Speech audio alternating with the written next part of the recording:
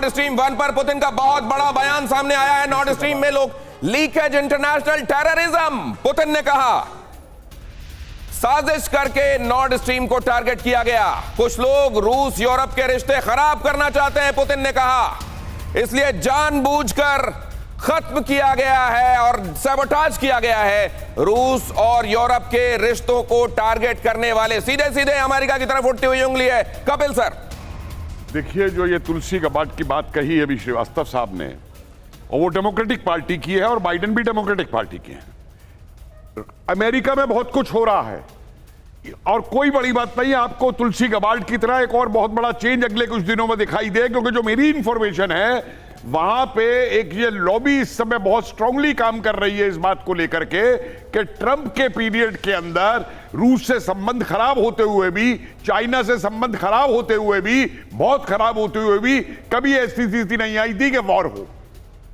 और बाइडेन के आते ही ये सारा वॉर मॉन्गरिंग शुरू हुआ और जो यूक्रेन के अंदर ये शुरू किया गया, वो फिर मैं रेड कॉर्पोरेशन की रिपोर्ट पे वापस जाऊंगा कि जो आपने लास्ट में भी बात कही कि रूस जो कह रहा है कि जो यूरोप के साथ रिश्ते खराब कराए जाए, क्योंकि जो जर्मन इकोनॉमी जिस तरीके से यूरोप में राइज कर रही थी, उसका सबसे बड़ा इफेक्ट जो है वो अमेरिका में पड़ रहा था। जर्मन टेक्नोलॉजी अगर ऊपर बढ़ती है तो अमेरिका में उसका इफेक्ट पड़ता है। तो इसलिए अमेरिका के अंदर भी इस समय थॉट प्रोसेस बहुत स्ट्रांग चल रहा है कि अमेरिका में जो वॉर कार्टेल और वॉर लॉबीज है ये अमेरिका को युद्ध में डाल रही है।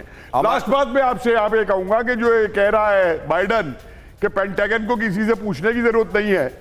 अरे भाई, तुम तो दुनिया के दादा हो। तुमने जब हिरोशिमा पे बम डाले थे तुमने किसी से पूछा था? ठीक है। और वहां पे धमकी दोबारा दी थी कि हम और डालेंगे। तुमने विटनेम किया था, किसी से पूछा था? सीरिया किया, इराक किया। ओके सर, अब ये point got, I have gotten the point, but at the same time क्या ये इस बात का इशारा भी है कि आने वाले दिनों में अमेरिका एक तरफा कोई फैसला ले लेगा और दुनिया से उसको वाकई किसी बारे में कुछ पूछने की जरूरत नहीं? हिरोशिमा नागासाकी की तर्ज पर अचल मल्होत्रा सर, ये दादागिरी का बयान है या इस बारे में कि हम क्या चल रहा है, हमारे दिमाग में क्या चल रहा है, हम दुनिया को बताएंगे नहीं, उस बारे में यह बयान इंगित करता है? नहीं गौतम, इसमें तो कोई दो राय नहीं है। अमेरिका किसी से कोई सलाह नहीं करने वाला, वो तो अपने यूरोपियन अलाइज को भी जो है सबऑर्डिनेट मान के ही चलता है।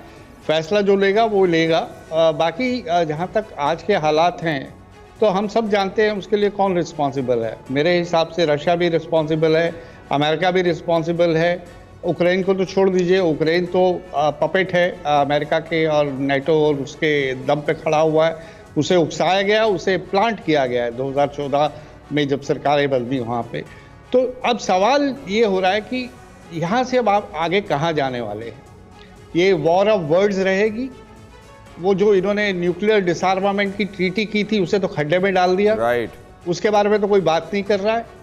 अब 5 जो बादशाह बन के बैठे हुए हैं न्यूक्लियर पावर्स के, और जो कहा कि छठा पावर जो है न्यूक्लियर पावर नहीं होगी, लेकिन हम पूरा डिसआर्मामेंट करेंगे, दुनिया से न्यूक्लियर आर्म्स को हटाएंगे, ये यहाँ ड्रिल्स की बात कर रहे हैं और ये धमकियां दे रहे हैं कि ये तो न्यूक्लियर वेपन्स ड्रिल होके रहेगी। तो ये दुनिया भर के ठीक है, ये आपने बड़ी अहम बात कही सर कि ये वर्ल्ड वॉर की तरफ स्थितियां जा रही हैं या ये वॉर ऑफ वर्ड्स है, ये जुबानी जमा खर्च चल रहा है या वाकई चीजें सीरियस हो चली हैं?